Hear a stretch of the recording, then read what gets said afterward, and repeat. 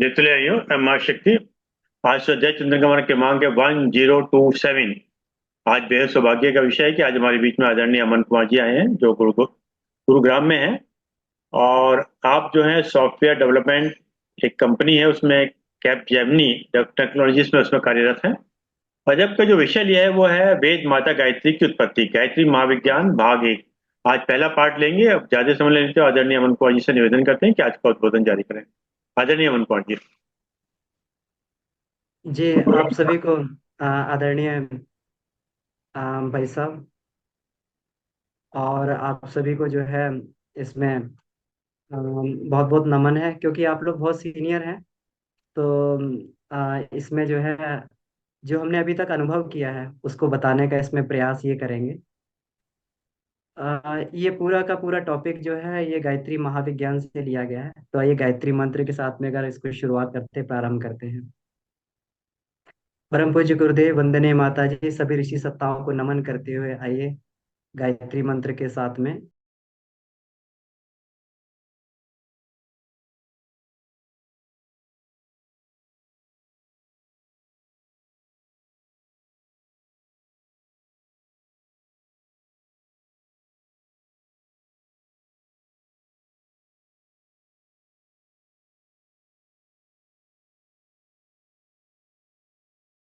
यो नः प्रचोदयात्। जी, आप सभी को प्रणाम। इस सायंकालीन कक्षा में आप सभी का हार्दिक अभिनंदन है। और एक बहुत ही सुयोग और सुअवसर की बात है कि प्रतिदिन हम लोग को आत्मज्ञान की साधना करने का इसमें मौका मिलता है। और ये कहते हैं कि मानवीय अगर गौरव गरिमा में सबसे, अगर कोई चरम स्थान कोई चीज रखती है, अच्छा। अगर जिससे कहा जाए कि मानवीय गौरव के अनुरूप कोई चीज मिलनी चाहिए, तो उसको हम लोग कहते हैं आत्मज्ञान। आत्मज्ञान मिल गया तो इसका मतलब मनुष्य को जीवन की सबसे बड़ी संपदा मिल गई। अब इसके सहारे उस महान लक्ष्य को प्राप्त किया जा सकता है जिसके लिए हम यहाँ पर जन्म लिए हैं। तो आप सभी लोग वरिष्ठ लोग हैं और आपका बहुत बहुत अनुभव है इसमें। तो इसमें हम लोग ये चर्चा करने के लिए जा रहे हैं। जो विषय है वो है गायत्री की उत्पत्ति। अब गायत्री की उत्पत्ति, ये विषय अपने आप में बहुत ही विस्तृत विषय है। और ये एक ऐसा विषय है कि जिसमें सामान्य मनुष्य की पकड़ से बाहर है। अब इसमें जो भी हमने चर्चा की है वो गायत्री महाविज्ञान के आधार पर परम पूज्य गुरुदेव पंडित श्री राम शर्मा आचार्य जी ने जो इसमें गायत्री का तप किया, और तप के द्वारा जो गायत्री का साक्षात्कार किया, साक्षात्कार के द्वारा उन्होंने जो भी अपना अनुभव था उस अनुभव को उन्होंने गायत्री महाविज्ञान में लिखा। तो उसी अनुभव के आधार पे हम लोग चर्चा करने के लिए जा रहे हैं। और ये गायत्री महाविज्ञान कोई सामान्य पुस्तक नहीं है। ये इसलिए नहीं मैं कह रहा हूँ क्योंकि मैंने इस पुस्तक को पढ़ा है। ये बहुत सारे गायत्री साधक इसके बारे में ये बताते हैं। ये गायत्री महाविज्ञान है, पूरे के पूरे एक साधक के जीवन की यात्रा है। साधक के जीवन में कई पड़ाव जीवन में आते हैं, और उसमें कई कई प्रकार के उसको साधनात्मक अनुभव होते हैं। उन साधनात्मक अनुभवों में कहाँ पर उसका जो है उसकी कहाँ पर गिरावट है, कहाँ पर उसका जो है वो उत्तरोत्तर वृद्धि कर रहा है, और उसको आगे कहाँ जाना है, ये सारी की सारी बातें हमें गायत्री महाविज्ञान में मिल जाती हैं। तो अब इसको हम लोग गायत्री शब्द, अगर हम लोग ये बात करें कि गायत्री है क्या, तो हम लोग इसमें सुनते हैं कि गायत्री जो है ब्रह्म है। गायत्री एक अनादि शक्ति है। गायत्री एक देवी के रूप में, चित्र के रूप में हम सभी लोग देखते तो हैं, लेकिन ये गायत्री का एक एक जो है प्रतीकात्मक स्वरूप है। हम लोग सामान्य स्तर पर जो चित्र देखते हैं, इसमें एक हाथ में कमंडल और एक हाथ में पुस्तक लिए हुए गायत्री इसमें हमें दिखाई देती, हंस पर बैठी होती हैं गायत्री। एक ये एक अलंकारिक चित्र बनाया गया है। कहीं कहीं हम लोग अगर यह भी देखें कि गायत्री का चित्र जो है पौराणिक आधार पर गायत्री का जो चित्र मिलता था, उसमें गायत्री के 5 मुख दिखाए जाते हैं। तो ये भी गायत्री का चित्र मिलता है, पंचमुखी गायत्री मिलती है उसमें। तो ये दोनों ही प्रतीक हैं, ये प्राण ऊर्जा के प्रतीक हैं। गायत्री कर बोला जाए, गायत्री क्या है? प्राण त्रायते सा गायत्री। इस संसार में जितनी भी प्राण ऊर्जा हमें दिखाई दे रही है, वो जिस शक्ति के आधार पर, जिस शक्ति के आधार पर, जिस चेतना के आधार पर यह प्राण ऊर्जा इस संसार में व्याप्त है, उसी को गायत्री बोलते हैं। या ये भी कहना चाहिए कि सभी प्राणियों में प्राण के रूप में गायत्री ही विद्यमान है। तो गायत्री केवल एक कोई देवी मात्र नहीं है, ये विश्व ब्रह्मांड की शक्ति है, जो सारी की सारी शक्तियों का नियंत्रण करती है, और फिर उन्हें उस हिसाब से जो है पूरे ब्रह्मांड में अलग अलग इसमें कार्यों का संचालन करती है। इस सब के पीछे जो सारभूत शक्ति है, वह गायत्री ही है। तो गायत्री के बारे में जो हम लोग चित्र में देखते हैं, ये अलंकारिक वर्णन किया गया है। इसमें हम लोग ये देखते हैं कि गायत्री के हाथ में कमंडल और गायत्री के दूसरे हाथ में वेद है और हंस वाहिनी है। तो इसका मतलब क्या हुआ कि हंस हो गया साधक का प्रतीक। हंस का मतलब ये होता है जिसको कहते हैं कि हंस एक ऐसा पक्षी है जो केवल और केवल अच्छाई को ही वर्ण करता है। अगर कुछ गलत मिल जाए तो उसको वर्ण नहीं करता। कहते हैं हंस मोती खाता है, मोती नहीं मिलेगा तो वो जो है भूखा सो जाएगा, लेकिन वो कभी जो है निकृष्टता को वर्ण नहीं करता, मोती के अलावा कुछ खाता नहीं है। तो इसी तरीके से कहते हैं गायत्री जिसके ऊपर विद्यमान हो जाती है, ये चित्र का अलंकारिक वर्णन है। गायत्री जिसके ऊपर विद्यमान हो जाती है, फिर वो सामान्य स्तर से ऊपर उठकर हंस बन जाता है।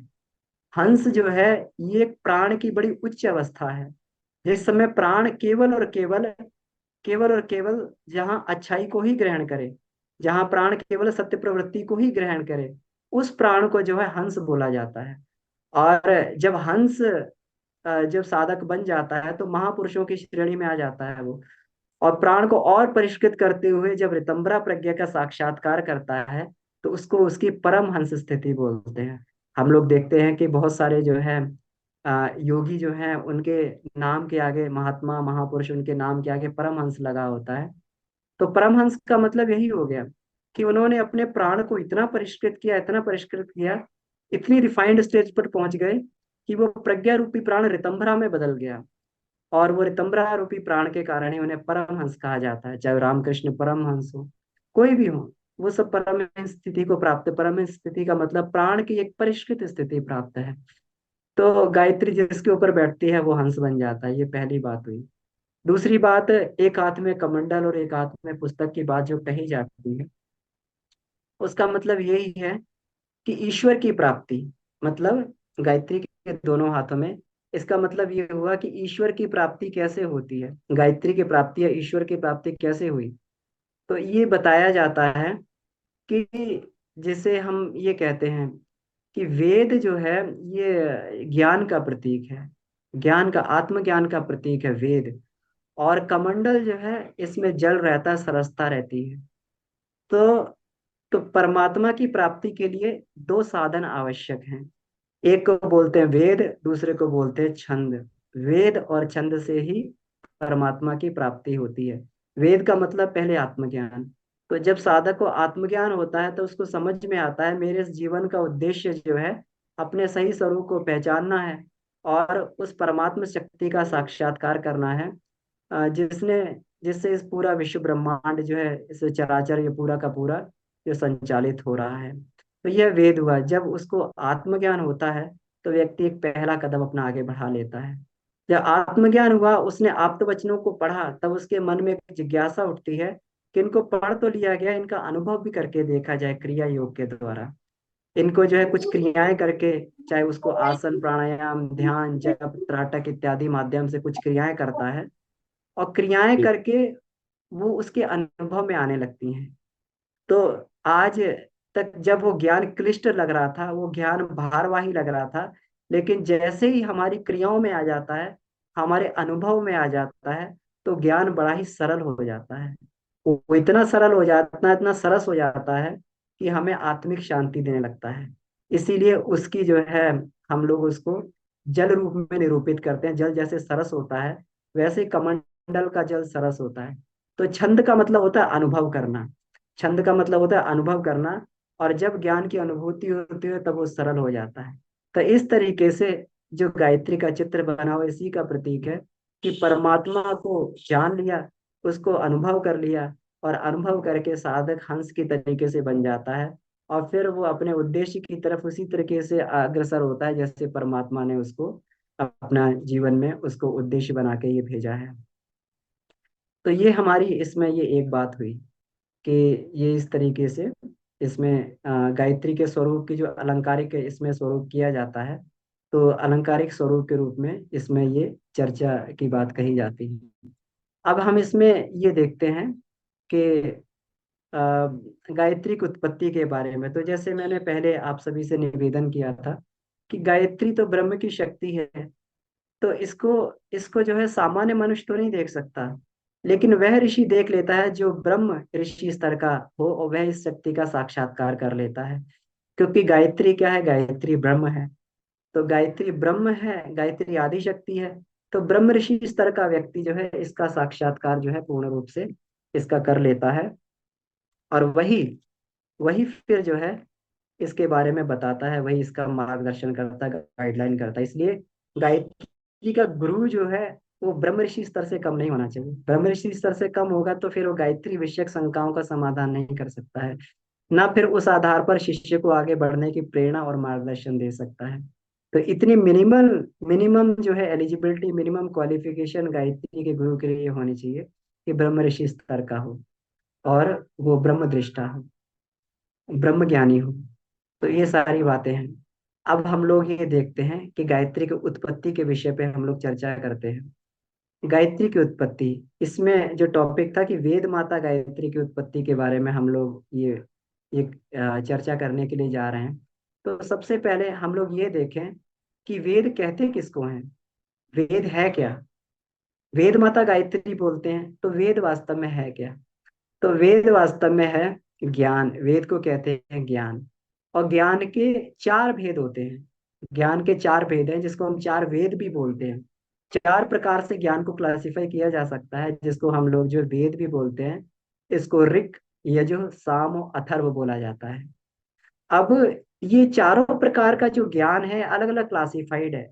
ये इस तरीके से क्लासिफाइड है कि जो ये सृष्टि की रचना हुई, उस सृष्टि में जितने ज्ञान की आवश्यकता थी, जिस प्रकार के भी ज्ञान की आवश्यकता थी, उसको चार भागों में सुविधा अनुसार विभाजित कर दिया गया। वेद तो एक ही था, लेकिन फिर भी उसको जो है प्राणियों के अनुसार उसको चार विभाग में उसको जो है बांट दिया गया उनकी अवस्थाओं के अनुसार। तो इसको ऋग कहते हैं। ऋग का मतलब हुआ जितना भी हमारा कल्याणकारी ज्ञान होता है, प्रभु प्राप्ति से संबंधित ज्ञान होता है, आत्म शांति, प्रेम, तप, दया, उदारता, सेवा, ये सारे के सारे ज्ञान जिस कैटेगरी में हमारे आते हैं उसको हम लोग ऋग के अंदर आने वाला ज्ञान बोलते हैं। तो ऋग्वेद में इसी प्रकार का ज्ञान पूरा का पूरा, जितनी ऋचाएं ऋग्वेद में है, इसी प्रकार से इसमें जो है इसी प्रकार का ज्ञान इसमें दिया गया है, जो कल्याण और प्रभु प्राप्ति और आत्मदर्शन का मार्ग हमारा प्रशस्त करता है। इसी प्रकार से यजुर्वेद की बात करें, यजु भाग की बात करें, तो यजु का मतलब होता है पराक्रम और पुरुषार्थ। जितना भी हमारा पराक्रम होता है, पुरुषार्थ होता है, साहस होता है, रक्षा, नेतृत्व, पद प्रतिष्ठा से संबंधित जितना ज्ञान होता है, मतलब जिसको एक तरीके से ये बोलना चाहिए कि जिसको राजसी ये ज्ञान बोलते हैं, ये क्षत्रित्व का ज्ञान होता है। तो ये पूरा का पूरा हमारा यजुर्वेद में दिया हुआ है, इसको यजु यजु बोला जाता है। शाम को अगर देखें तो उसमें शाम में आता है जो हमारे विनोद हो गए, मनोरंजन हो गए, क्रीड़ा हो गया, स्थूल इंद्रियों के भोग हो गए, खेल हो गया। तो जो हमारी जो रुचियां हैं, तो ये सारा का सारा ज्ञान शाम के अंदर में आता है। तो साम वेद में इसी तरीके का ज्ञान दिया गया है। इसी प्रकार से अथर्व की बात करें तो जहां पर हमारा धन आ गया, वैभव आ गया, वस्तु का संग्रह आ गया, शास्त्र आ गया, औषधि आ गई, अन्न आ गया, वस्त्र आ गया, है ना, गृह संबंधी वाहन संबंधी ज्ञान आ गया, वो सारा का सारा ज्ञान अथर्ववेद में दिया जाता है। अगर हम लोग बारीकी से अगर हम लोग इसका चिंतन करें तो किसी भी प्राणी का जो है चेतना इन चार प्रकार के ज्ञान में ही रमण करती है। इससे इससे अलग जो है उसकी चेतना नहीं जा सकती। ये इसी प्रकार के ज्ञान में ये रमण करती रहेगी, और जो है इसी प्रकार के ज्ञान से ये समस्त प्राणी जो है अपना जीवन यापन करते रहते हैं। तो ब्रह्मा जी के जो है चार मुख कहे जाते हैं। कहते हैं कि जब ये चारों प्रकार का ज्ञान जो है उस चैतन्य शक्ति से स्फुरण हुआ, तो सृष्टि के आरंभ में सबसे पहले ब्रह्मा जी की उत्पत्ति हुई। सबसे पहले ब्रह्मा जी की उत्पत्ति हुई। और ब्रह्मा जी ने जब ये किया, साधना की, तो उससे सावित्री शक्ति की उत्पत्ति हुई। सावित्री की उत्पत्ति हुई ब्रह्मा जी की ये साधना से। हम लोग ये कहते हैं कि सावित्री की उत्पत्ति, वास्तव में उन्हें सावित्री शक्ति का साक्षात्कार किया, उस परमात्मा की शक्ति का साक्षात्कार किया। यहाँ पे कोई भी चीज इन्वेंशन नहीं, यहाँ पे डिस्कवरी है, सारी चीजों को खोजा गया। इसीलिए हमारे जो ऋषि हैं उनको मंत्र दृष्टा बोला गया। उनको मंत्र रचयिता नहीं बोला, मंत्र दृष्टा बोला गया। तो ब्रह्मा जी ने सावित्री शक्ति का साक्षात्कार किया। और इसी को जो है सावित्री, इसी को गायत्री बोला गया। और गायत्री माता के जो है, जिसको ये कहना चाहिए कि गायत्री से ही ये ज्ञान का निश्रित हुआ। गायत्री से ही ज्ञान का निश्रित हुआ, क्योंकि सावित्री शक्ति के प्रभाव से ही ब्रह्मा जी ने ये सारे के सारे चारों के चारों वेदों की रचना की। और ये चारों के चारों वेदों की रचना हुई, तो उसी हिसाब से फिर संसार की सारी दिशाओं की रचना हुई।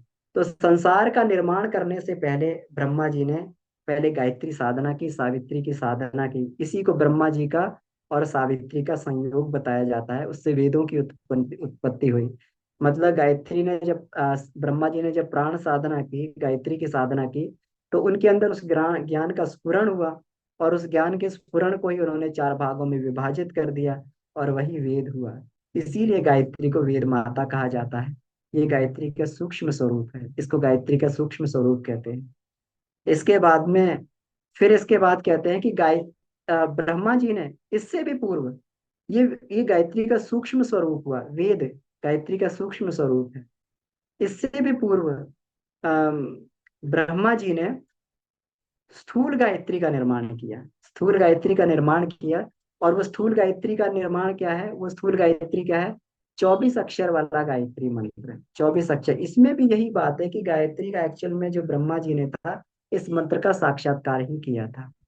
लेकिन इसमें अलंकारिक भाषा में इसका ये कहा कि इन्होंने निर्माण किया। तो इस तरीके से अगर हम ये बात करके चलते हैं, तो उन्होंने 24 अक्षर वाले स्थूल गायत्री के रूप का निर्माण किया। अब ये 24 अक्षर वाली स्थूल गायत्री का जब निर्माण किया, 24, तो इसमें सारे के सारे जितना भी ज्ञान था, सारा का सारा इसी में ही समाहित था। इस सृष्टि में गायत्री से पहले कुछ नहीं था, गायत्री मंत्र से पहले कुछ भी नहीं था। ब्रह्मा जी ने स्वयं भी जो है, जब गायत्री का साक्षात्कार किया, तो गायत्री की ही साधना की। और गायत्री का साधना करने से ही उनके अंदर ज्ञान का स्फुरण हुआ। कैसे हुआ? वो इसी वजह से हुआ, क्योंकि गायत्री मंत्र के 24 अक्षर ही सारे के सारे जितना भी संसार में ज्ञान है, उसका उसका आधारभूत, जो जिसको बोलना चाहिए स्तंभ जो है, या फिर जिसको बीज बोलना चाहिए, वो गायत्री मंत्र ही है। ये वट वृक्ष के बीज की तरीके से है। इसका एक एक जो अक्षर जब पुष्पित और पल्लवित हुआ, तो ये वेद, उपनिषद, शास्त्र, इसमें जो है दर्शन, स्मृति, प्राण, इस तरीके से प्रस्फुटित होता हुआ जो अथाह संसार का ज्ञान बनता हुआ चला गया। और ये सारा का सारा ज्ञान ये 24 अक्षरों के गर्भ में से ही निकला है। इसीलिए बोला जाता है कि जो जो भी व्यक्ति अगर वेदों को पढ़ता है लेकिन गायत्री की साधना नहीं करता है, तो उसकी वेद विद्या भी निष्फल हो जाती है। क्यों निष्फल हो जाती है? क्योंकि बाहर से तो वेद को पढ़ लिया, बाहर से तो हमने वेद को पढ़ लिया, लेकिन सही मायने में जो वेद का प्रकटीकरण होता है, ये ऋचा स्वयं अपने आप को प्रकट करती है। और ये प्रकट तभी करती है जब जब उसके अंदर गायत्री शक्ति द्वारा परिष्कार होता है, गायत्री की कृपा उसके ऊपर होती है। ऋग्वेद में हम लोग देखते हैं कि ऋचा आती है। ऋचा अक्षय परम व्योमन, ऋचा अक्षर परम व्योमन, यस्मिन देवा आदि विश्व निषेधु। ऋचा जो है परम व्योम में रहती है। और इसको जो है यस्मिन वेदा आदि विश्व निषेधु, कि ये जो है, जो इसके देवत्व वाले स्वरूप को जानता है, जो इसके देवत्व वाले स्वरूप को जानता है, उसी पर ही ऋचा अपने आप को प्रकट करती है। परम व्योम में रहती है। हम कितना भी मंत्र को पढ़ते रहें, कितना भी बड़बड़ाते रहें, लेकिन जब तक ऋचा अपने आप को प्रकट नहीं करेगी किसी के सामने, तब तक जो है वह ज्ञान, वेद का ज्ञान का साक्षात्कार नहीं हो सकता है। तो इसी इसी माध्यम से जो है ये सारी की सारी ऋचाएं ऋषियों पे प्रकट हुई, इसीलिए उन्हें दृष्टा ऋषि बोला जाता है, ना कि रचयिता ऋषि बोला जाता है। तो जो भी गायत्री साधक होता है उसका प्राण उस उच्च स्तर तक पहुंच जाता है कि ऋचाएं उसके प्राण में स्फुरित होने लगती हैं।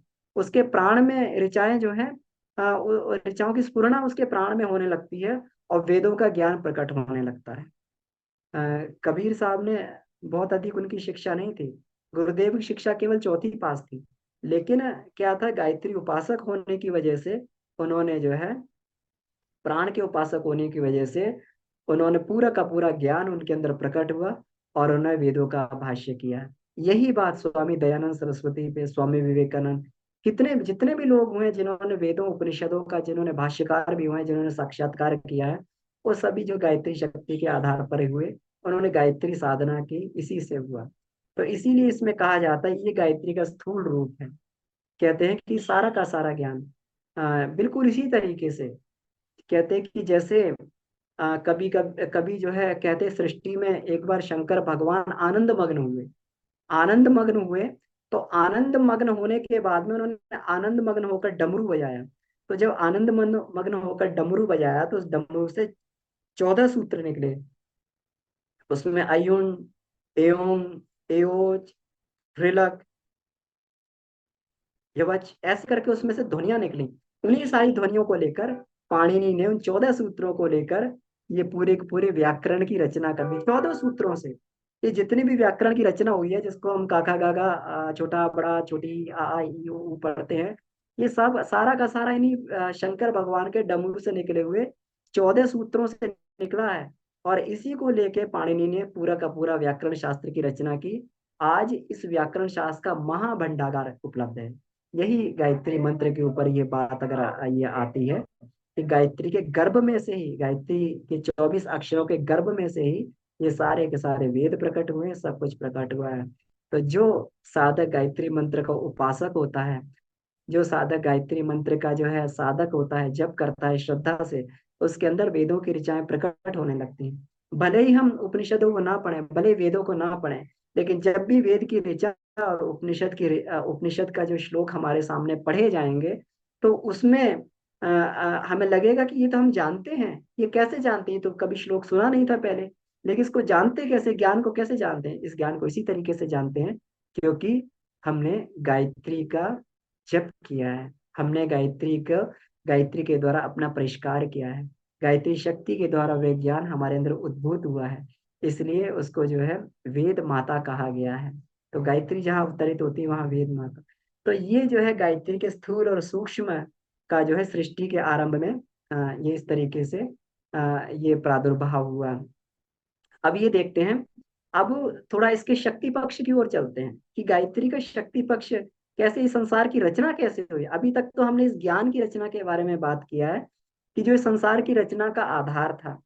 क्योंकि कभी भी कोई बिल्डिंग बनाई जाती है, तो जब बिल्डिंग बनाने से पहले उसका ब्लूप्रिंट बनाया जाता है। तो ब्लूप्रिंट तो गायत्री मंत्र के रूप में, वेदों के रूप में बन गया। अब उसके लिए तत्व कहाँ से आए, अब उसके लिए शक्ति कहाँ से आए, अब उसके लिए गुण कहाँ से आए? क्योंकि ये सारा का सारा संसार बना, ये पंच भौतिक सृष्टि है, ये 5 तत्वों से बना हुआ है।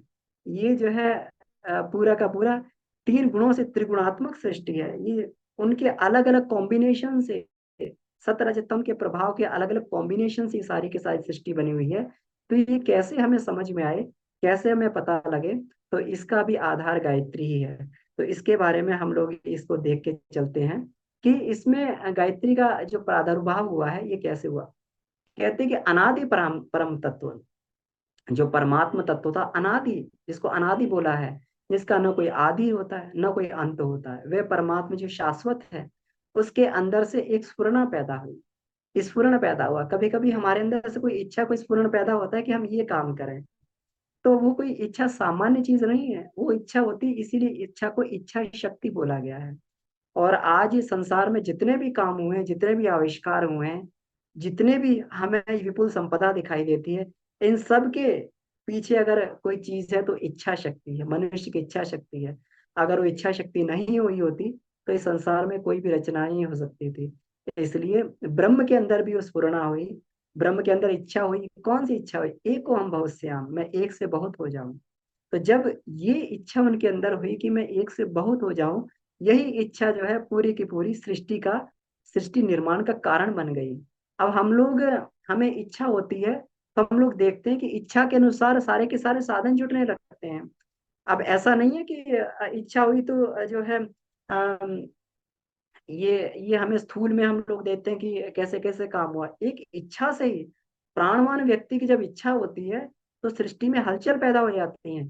सूक्ष्म सृष्टि जो अपने आप को वैसा बदल लेती है, सूक्ष्म सृष्टि में वैसे के वैसे जो भी कार्य होना वैसा वैसे निर्धारण हो जाते हैं, वैसे सारी की सारी चीजें बन जाती सूक्ष्म में। अब तो केवल स्थूल में मात्र उतरना ही रह जाता है। तो ब्रह्म की इच्छा जो है, क्योंकि ब्रह्म बहुत शक्तिवान अनंत शक्तिशाली है, तो इनकी इच्छा भी अनंत शक्तिशाली है। उनकी इच्छा मात्र से ही सृष्टि का निर्माण चालू हो गया। अगर हम लोग ये देखें कि साइंस भी कहीं ना कहीं इसको समझती है, बोलती है, ये कहती है, अब साइंस ने जिस स्तर से उसको पकड़ा, जितना पकड़ पाई वो अपने उस स्तर से फिर भी वो इसकी चर्चा करती है। हम लोग बिग बैंग थ्योरी के बारे में पढ़ते हैं, तो बिग बैंग थ्योरी के बारे में अगर पढ़ा जाए तो उसमें देखा जाए तो ये कहते हैं कि एक infinite dense hot point, infinite dense hot point, point था बिल्कुल एकदम केंद्र, इनफाइनाइट हॉट डेंस पॉइंट में एक विस्फोट हुआ। और उस विस्फोट के बाद में उसे अथाह ऊर्जा निकली, उसे अथाह ऊर्जा निकली, अथाह उसे उसका अथाह टेम्परेचर था, इनफाइनाइट डेंस एंड हॉट बोला गया उसे। तो जब विस्फोट हुआ, उस विस्फोट के बाद में ये ब्रह्मांड बना। अब ये कहा जाता है कि ब्रह्मांड जब बना तो ये प्रकाश भी जब आया तब आया, 10 लाख साल इसको लग गए इस ब्रह्मांड को प्रत्यक्षीभूत होने में। तो अगर हम लोग ये देखें, वेद तो हमारा पहले से ही बताता है, एक ओम बहुश्याम, ब्रह्म के अंदर, नाभि के अंदर, जिसको हम कहते हैं ना कि ब्रह्म के अंदर जो है विष्णु की नाभि से कमल उत्पन्न हुआ, और कमल पर जो ब्रह्मा जी बैठे हुए थे, यही ये अलंकारिक कथा है। उस निर्विकल्प परमात्मा के अंदर, निर्विकार परमात्मा की नाभि देश के अंदर एक स्फुरण हुआ, एक इच्छा हुई, जिसका जो है वो इच्छा जो है उसकी इच्छा, वो उसकी इच्छा जो है इस रूप में सांसारिक सृष्टि के रूप में बदल गई। और जो पहली शक्ति उत्पन्न हुई, सृजन करता शक्ति उत्पन्न हुई। इसीलिए कहते हैं कि विष्णु की नाभि में जो कमल पुष्प उत्पन्न हुआ उसमें ब्रह्मा जी बैठे हुए थे। ये इसका अलंकारिक वर्णन है। तो यही हम लोग चर्चा कर रहे थे, इनका स्फुरण हुआ, और उनकी स्फुरण से जो शक्ति पैदा हुई, स्फुरणा जो पैदा हुई, उसी को शक्ति कहा जाता है, आदि शक्ति बोलते हैं। और उसी आदि शक्ति के दो भाग हुए, उस आदि शक्ति के दो भाग हुए। और एक भाग हुआ, एक भाग हुआ जिसमें जो है जो जड़ का संचालन करने वाली शक्ति का, इस जड़ का संचालन करने वाली शक्ति को प्रकृति बोला गया, और चेतना की संचालन करने वाली शक्ति को सावित्री बोला गया। ये जो है ये इसका अलंकारिक वर्णन इसी प्रकार से ये किया गया है। तो अब इसमें चेतना और जड़ दो शक्तियां हुई, तो मतलब जड़ का संचालन करने वाली शक्ति को प्रकृति बोला गया, चेतना की शक्ति का संचालन करने वाली शक्ति को सावित्री या गायत्री बोला गया। अब इसमें ये देखा जाए कि चैतन्य सृष्टि के अंतर्गत सारे के सारे वो जीव आ जाते हैं, सारे के सारे वो प्राणी आते हैं, जिनमें इच्छा होती है, अनुभूति होती है, और अहंकार भावना, अहम भावना होती है। इसी से सारे के सारे प्राणी, जो चैतन्य प्राणी हैं, वो अपने सारे के सारे कार्य, जो प्राणी प्रणाली होती है, इच्छा, अनुभूति और अहंकार की भावना के कारण ही चलाते हैं। यही चेतना का प्रतीक है। हम लोग देखते हैं ना, कहते हैं कि कभी कोई व्यक्ति मर गया, तो मरने का मतलब क्या हुआ? उसके अंदर इच्छा शक्ति खत्म होगी, तो उसकी अनुभूति खत्म होगी, और इसका अपने आप में जो एक धारणा थी, अपने आप में एक अहंकार था, एक अनुभूति थी, वो अनुभूति जो है उसकी वहां पर वो समाप्त हो गई। तो इसीलिए कहते हैं अब ये चेतना शून्य हो गया, चेतना शून्य हो गया। अब ये जो है, अब इसमें चेतना नहीं, प्राण चला गया इसमें। तो उसी उसी कहते हैं कि चैतन्य जो सृष्टि है, वही विश्व का प्राणमय कोश, प्राणमय कोश इसको बोलते हैं। इस संसार में ये पूरा का पूरा निखिल विश्व प्राण से लबालब भरा हुआ है। इस संसार में बिना एनर्जी के कुछ नहीं हो सकता। हम एनर्जी कहाँ से मिली? हम लोग कहते हैं कि भोजन से एनर्जी मिल रही है। आप मुर्दे को भोजन खिला दीजिए तो देखिए कि वो क्या वो खड़ा हो जाएगा? कैसे भी खड़ा नहीं होता है। कहते हैं कि वो ऑक्सीजन जो है हमें जिंदा रखती है, लेकिन आजकल तो मुर्दे को जो है वेंटिलेटर पे पूरा का पूरा उसका रेस्पिरेटरी सिस्टम चालू रहता है, पूरा का पूरा उसका श्वास प्रश्वास का सिस्टम चालू रहता है, तो फिर वो जिंदा क्यों नहीं हो रहा है?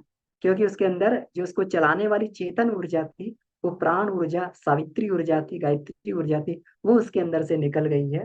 तो इसलिए इसको पूरे के पूरे विश्व को प्राणमय कोश, और यही हमारे प्राण का सोर्स है। जिस दिन ये प्राणमय कोश समाप्त हो जाएगा, उस दिन जो है हमारा ये प्राण का आदान प्रदान हमारा बंद हो जाएगा। और जब ये प्राण का आदान प्रदान हमारा बंद हो जाएगा, उस दिन जो है सृष्टि में प्रलय हो जाएगी। तो ये कहते हैं, ये प्रलय भी होती है, प्रलय भी तभी होती है जब कहते हैं सृष्टि के आरंभ में, एक अलंकारिक भाषा में इसमें बोला गया है कि सृष्टि के आरंभ में शिव जो है तांडव करते हैं। और जब तांडव करते हैं तो तांडव से उनका जो है इस विश्व ब्रह्मांड में शक्ति पैदा होती है, उसे तांडव से शक्ति पैदा करते हैं। और शक्ति से जो है पूरा का पूरा ये संसार चलता रहता है। और धीरे धीरे धीरे धीरे जब शक्ति का क्षय होता है, तो फिर पूरा का पूरा इस संसार में प्रलय हो जाती है। और फिर ब्रह्म जो है शांत हो जाते हैं। शांत के बाद में पुनः जो है उस शक्ति का जागरण करते हैं, पुनः उनके अंदर स्फुरना होती है, और फिर जो है ये सारी की सारी सृष्टि। तो ये एक साइक्लिक प्रोसेस है, सृष्टि बनती भी बिगड़ती भी है।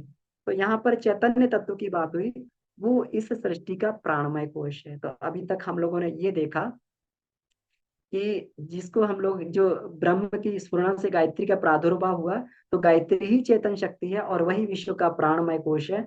तो अब हमें समझ में आ रहा होगा कि गायत्री कोई देवी मात्र तक सीमित नहीं है, ये वह शक्ति है जो पूरे के पूरे संसार को चला रही है।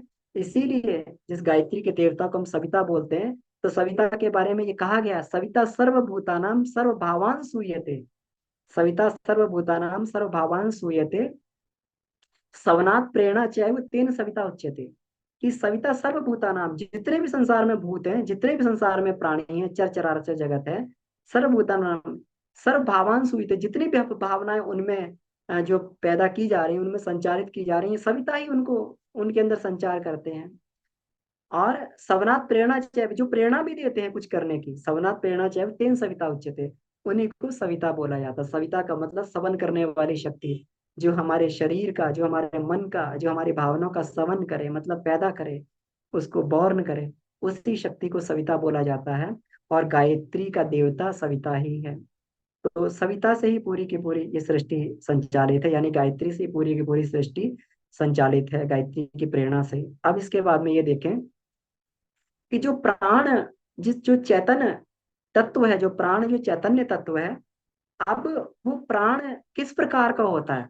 हम किसी जीव में देखें कि प्राण का कोई ऐसा तो नहीं, कोई रंग होता है, कोई रूप होता है। ये प्राण को कैसे देख लें? मनुष्य के जो है इसको बॉडी को इसको चीर फाड़ करके भी इसमें प्राण तत्व कोई दिखाई नहीं देता है। अगर दिखाई देता तो जो है मेडिकल साइंस को बता देती कि ये प्राण तत्व भी होता है, दिखाई नहीं देता है। तो फिर जीवों में कैसे दिखाई देता है, कहाँ से दिखाई देता है? ऋषि स्तर को देख लेता है, ऋषि प्राण को देख लेता है, प्राण का साक्षात्कार कर लेता है।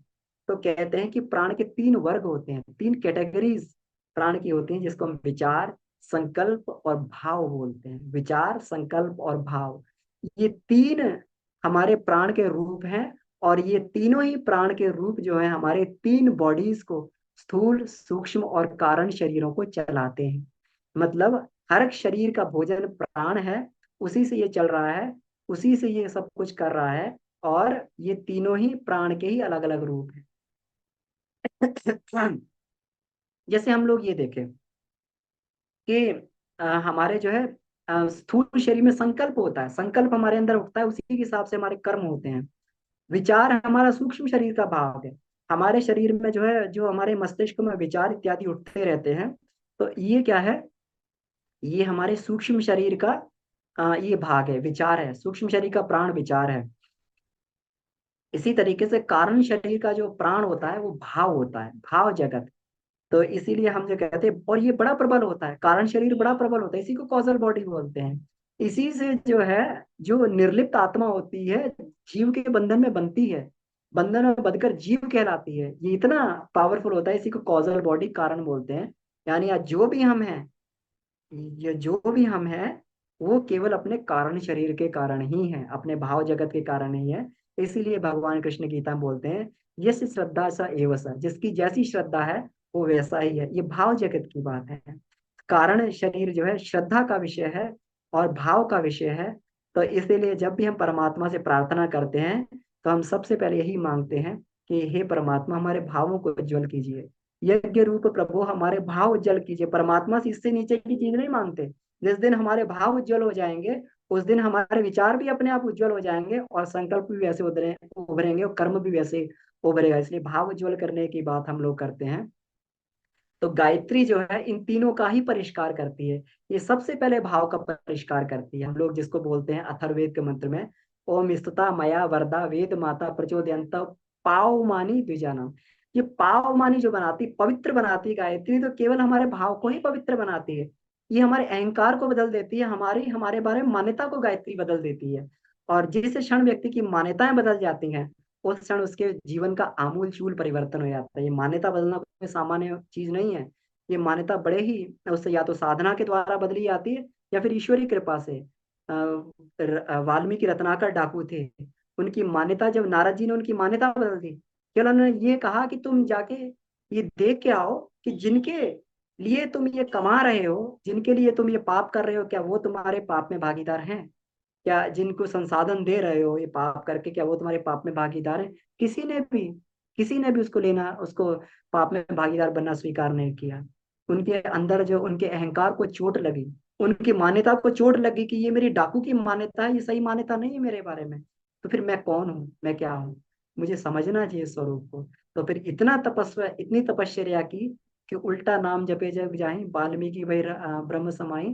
कि इन्होंने उल्टे सीधे जिस प्रकार से भी अपने आप को जो है राम को जपा, केवल एक ही लक्ष्य था कि मैं अपने आप को समझ जाऊं, बदल। और वही वाल्मीकि जो है ब्रह्म ऋषि वाल्मीकि रूप में प्रतिष्ठित हुए। ये मान्यता बदलने की बात है। तो मान्यता बदलना कोई सामान्य चीज नहीं, गायत्री के द्वारा साधक की मान्यताएं बदल जाती हैं। इसीलिए उसका धीरे धीरे परिष्कार होता है। ये भाव जगत की बात है। तो हम लोग यही चर्चा कर रहे थे, प्राण तीन तरीके से हमारे शरीर में काम करता है। ये भाव जगत से, और विचार के तरीके से, संकल्प के तरीके से। अब ये तीन वर्ग की बात हुई, तीन कैटेगरीज की बात हुई। अब हम तीन वर्ण की बात करते हैं। प्राण तीन वर्ण का होता है, तीन रंगों का, रंग वर्ण को बोलते हैं रंग।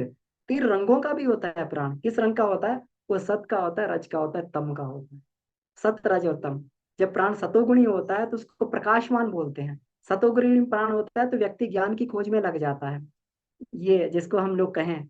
अब इसमें ये नहीं है, जरूरी नहीं है कि वो अब किस अवस्था पे सतोगुणी होगा। वो जिस अवस्था पे भी सतोगुणी होगा, तभी व्यक्ति ज्ञान की खोज में लग जाए, उसके लिए प्रायोरिटी वही हो जाएगी। जब ये पैदा हुए, सुखदेव जी पैदा हुए, तो माता का स्तनपान भी नहीं किया। और स्तनपान भी नहीं किया, उठ के चल दिए सीधा सीधा, गर्भ में से पैदा हुए उठ के चल दिए। कि पिता व्यास जी ने बोला कि तात कहाँ जा रहे हो, माता का स्तनपान तो कर लो। कि स्तनपान करूंगा तो मैं जो है संसार की मोह माया में फंस जाऊंगा। क्यों? तो वैसा प्राण मुझे माता से मिलेगा, तम और रज में जो है वैसा प्राण मिलेगा, वो मेरा सात्विक प्राण है। तो उठ के जो है उसका उसका जो है फिर उन्होंने जो है उसमें ज्ञान की खोज में चल गए, क्योंकि सतोगुणी प्राण था, इतना सात्विक प्राण था उनके अंदर।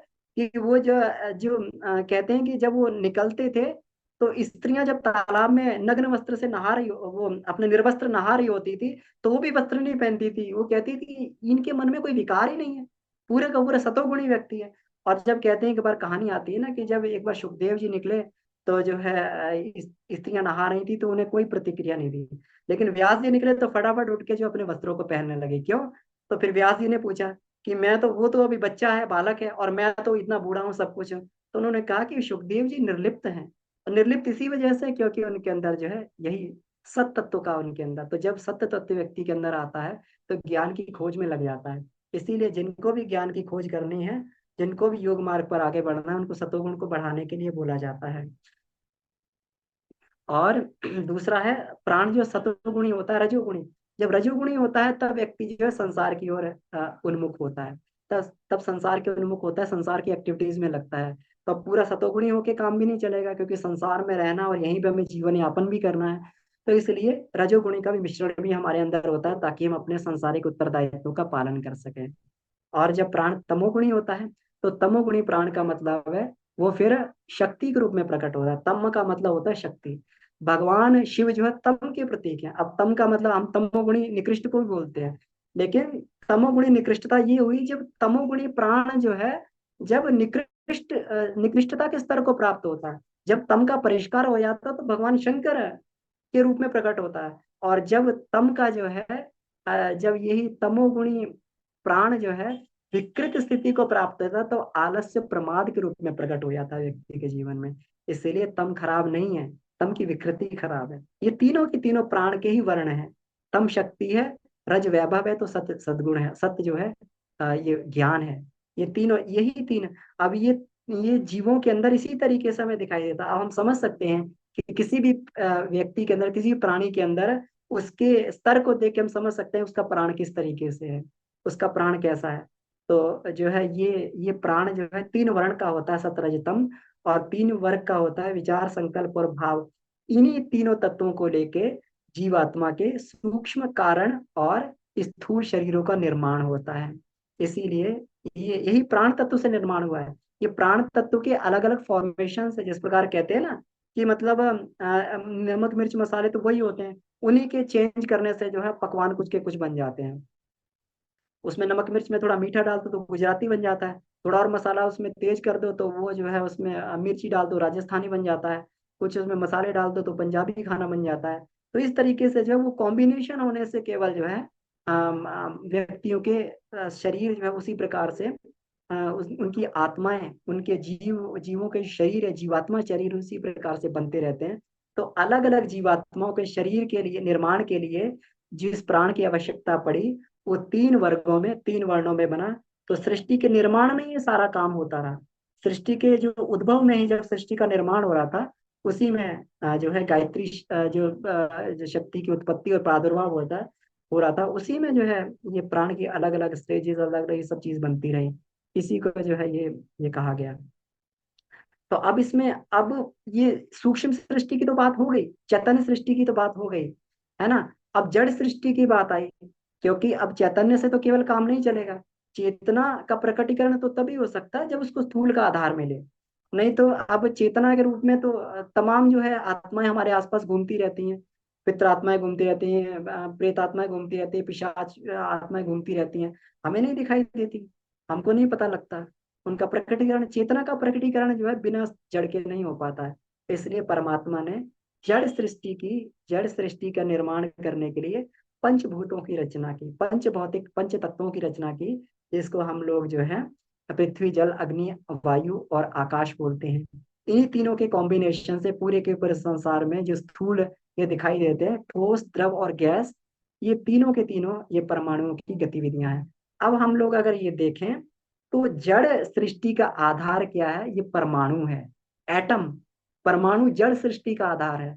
और चैतन्य का आधार क्या है, संकल्प शक्ति है। क्योंकि ब्रह्म के संकल्प से ही पूरा का पूरा, ये ब्रह्म का जो संकल्प था, एको हम बहुश्याम, वही संकल्प सूरणा से ही जो ये पूरी की पूरी चैतन्य सृष्टि उत्पन्न हुई।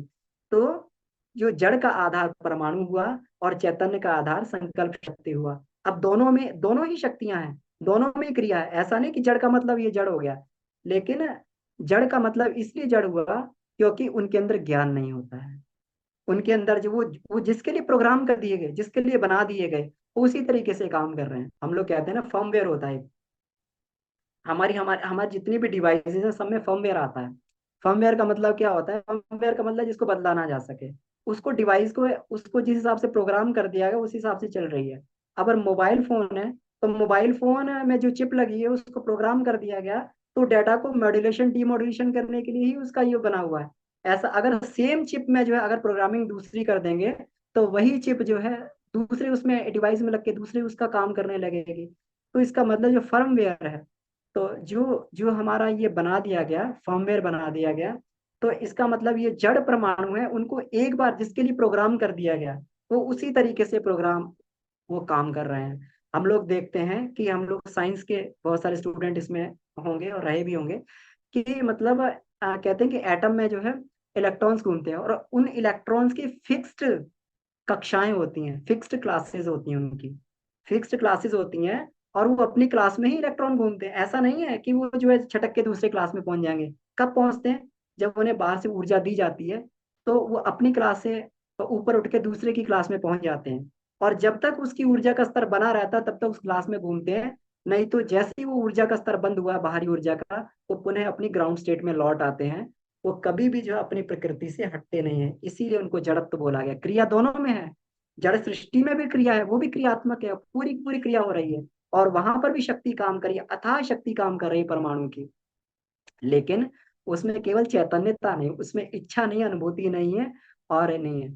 जहां इच्छा और अनुभूति पैदा हो जाती है, वहां जो है जीव फिर अलग अलग, फिर उसमें शरीरों में जन्म लेना प्रारंभ कर देता है। मैं यहाँ से यहाँ जाऊं, यहाँ से यहाँ यहाँ, क्योंकि वहां पे इच्छा आ गई, वहां पे अनुभूति आ गई, वहां पे अहंकार भावनाएं आ गई।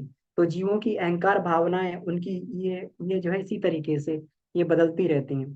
तो मतलब जड़ सृष्टि का आधार जो है परमाणु हुआ, और चैतन्य सृष्टि का आधार शक्ति हुआ। तो अभी तक हम लोगों ने क्या चर्चा की कि ब्रह्म की स्फुरना से दो प्रकार की सृष्टि पैदा हुई थी, जड़ और चैतन्य। जड़ को प्रकृति बोला गया, और चैतन्य को जो है ये बोला गया, चैतन्य को क्या, सावित्री या गायत्री बोला गया।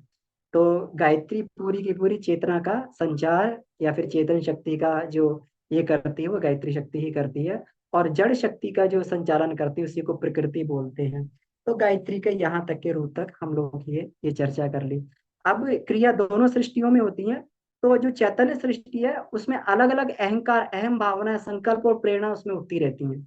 किसी में कुछ प्रेरणा कभी उठी, हम लोग जब रोज सुबह उठते हैं तो रोज एक नई प्रेरणा के साथ में उठते हैं, आज हम ये काम करेंगे, आज हम ये काम करेंगे। रोज नए संकल्प उठते हैं कि आज हम इसको जो पूरा कर देंगे। तो रोज अहंकार भावनाएं अलग अलग उठती हैं कि आज मुझे जो किस प्रकार का फील हो रहा है, आज मेरी बारे में मेरी धारणा क्या है। तो इस तरीके से जो है ये चैतन्य सृष्टि अपने हिसाब से काम करती रहती है, उस हिसाब से जो गतिविधियां बदलती रहती हैं। आज जो व्यक्ति मजदूर है, वो मजदूर बना नहीं रहना चाहता, वो चाहता है कि मैं इससे ऊपर उठूं, मैं इससे ऊपर उठ के जो है आगे बढ़ूं, कॉन्ट्रैक्टर बन जाऊं, कॉन्ट्रैक्टर में मैनेजर बन जाऊं, मैनेजर के बाद में फिर पूरा जो है प्रबंधक बन जाऊं। उसके जो है बार बार ये बदल रही हैं। तो ये पूरी की पूरी चेतना में परिवर्तन के कारण ही होता है। और जड़ में भी गतिविधियां रहती हैं, क्योंकि रंग रूप आकार बदलता रहता है। आज जैसी हमारी शक्ल है, 10 साल बाद वैसी नहीं रहेगी, या 10 साल पहले वैसी नहीं थी। तो इसमें परिवर्तन होता रहता है, अपने हिसाब से बदलती रहती है। क्रिया दोनों ही सृष्टियों में है, और दोनों सृष्टियां अपने अपने हिसाब से उस बैलेंस के हिसाब से काम कर रही हैं। तो ब्रह्मा जी ने सर्वप्रथम जो था ये चैतन्य सृष्टि का ही निर्माण किया। और इस चैतन्य सृष्टि को ही ज्ञान का संकल्प बोलते हैं। इस ज्ञान के संकल्प को ही वेद कहते हैं, इस ज्ञान के संकल्प को ही वेद कहते हैं, उसका निर्माण किया। और उसकी प्रकटीकरण के लिए जिस सामग्री को का निर्माण किया गया, जिस चैतन्य के प्रकटीकरण के लिए जिस सामग्री का निर्माण किया गया, उसको हम लोग जड़ बोलते हैं, जड़ शक्ति का निर्माण किया गया।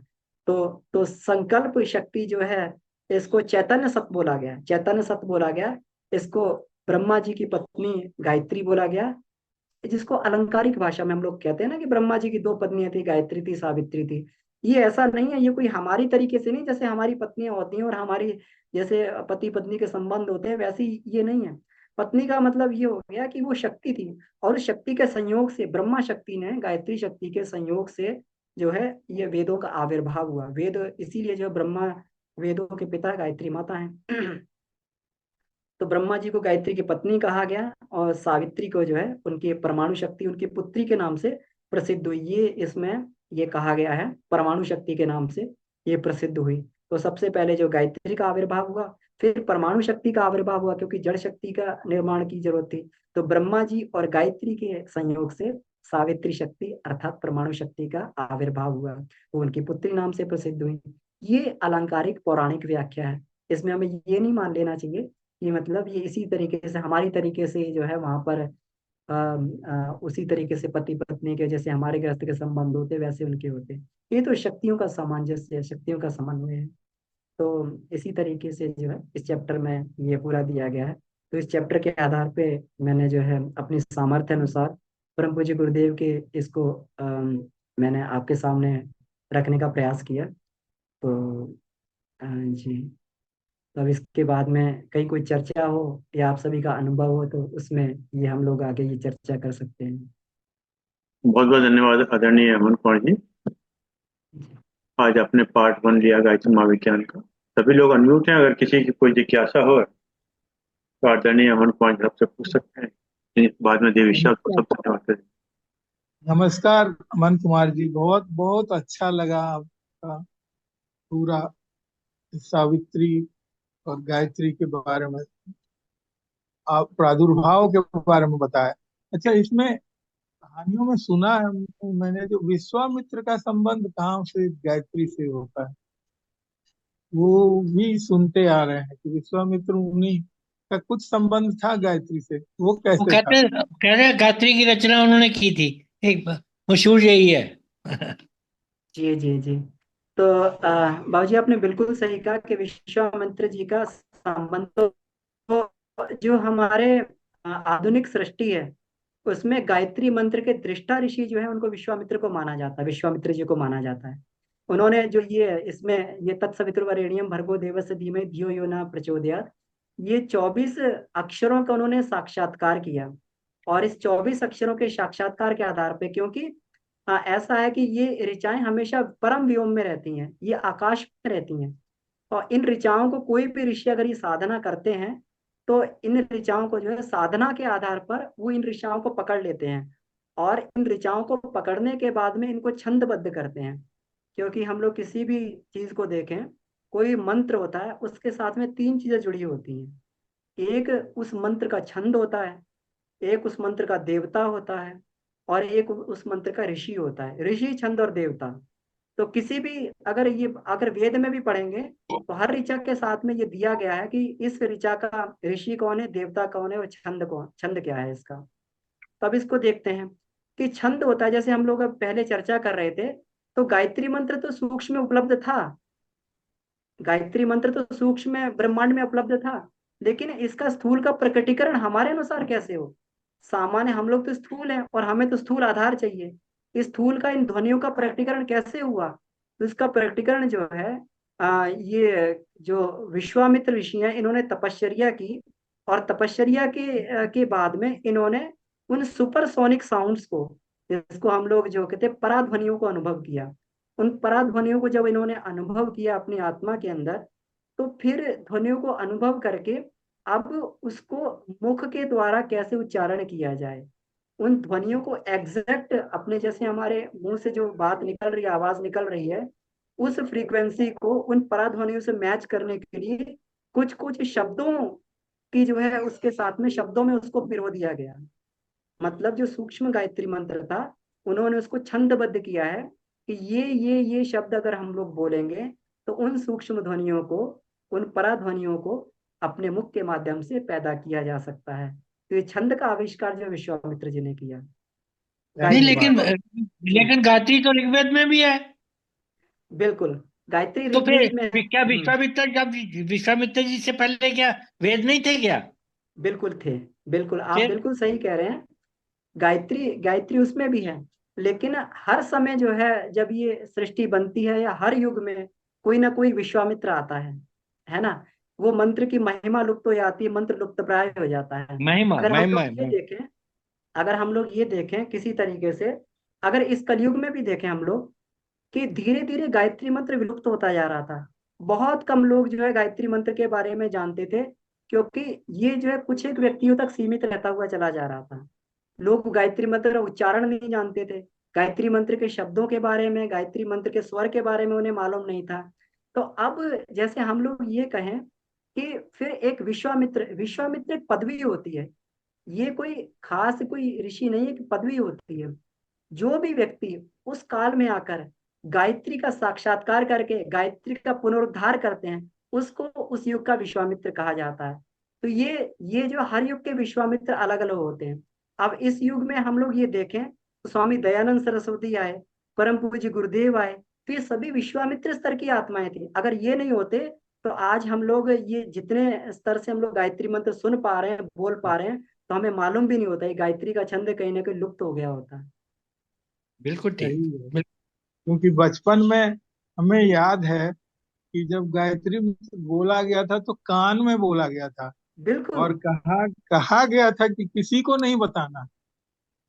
लेकिन वही चीज जब गुरुदेव की सुनी, गुरुदेव का जो प्रचार हुआ गायत्री मंत्र का, तो घर घर लोग गाने लगे। ये बात तो है। बिल्कुल बिल्कुल जी जी बाबूजी, बात बिल्कुल सत्य है। क्योंकि गुरुदेव इस युग के विश्वामित्र हैं। उन्होंने, अब ये ऐसे नहीं होता, अगर मान लीजिए कोई व्यक्ति, उस समय क्या था, गायत्री की महिमा जो बहुत ऊंची है, बहुत ऊंची इसको बोला जाता है। तो उस समय क्या था, पात्र व्यक्ति को ही गायत्री मंत्र बताया जाता था, कि जिसकी पात्रता जो ब्राह्मण कुल में पैदा हुआ हो।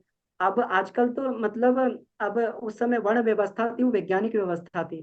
तो आजकल तो मतलब जाति आधार तक सीमित रह गया, लेकिन प्राचीन काल में वर्ण व्यवस्था का एक बड़ा विज्ञान था, जो हमारे जीन्स के आधार पर और हमारे संस्कारों के आधार पर वर्ण व्यवस्था का निर्धारण किया गया था। तो कहते थे कि जो उसमें हुआ है उसके अंदर ब्राह्मणत्व के संस्कार हैं, तो उसी को बताया और कान में बताया जाता था। क्यों? क्योंकि ये किसी कुपात्र के उसमें ना पड़ जाए, क्योंकि कभी किसी कुपात्र के उसमें जब हाथ में कोई बहुमूल्य विद्या आती तो वो दो काम करेगा, या तो उसकी सिद्धि करके उसका दुरुपयोग करना शुरू कर देगा, और सिद्धि करके दुरुपयोग करेगा, या अगर सिद्ध नहीं होगा तो उसका जो है उसका महिमा का खंडन करता रहेगा कि ये तो बकवास चीज, इसका कुछ भी नहीं होता है।